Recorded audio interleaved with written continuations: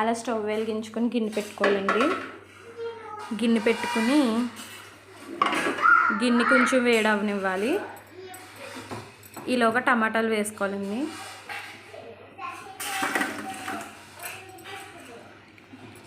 టమాటాలు వేసుకోవాలి.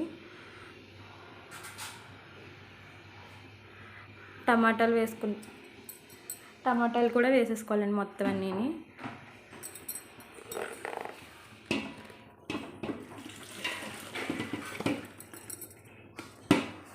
నెక్స్ట్ చింతపండు కూడా వేసుకోవాలి.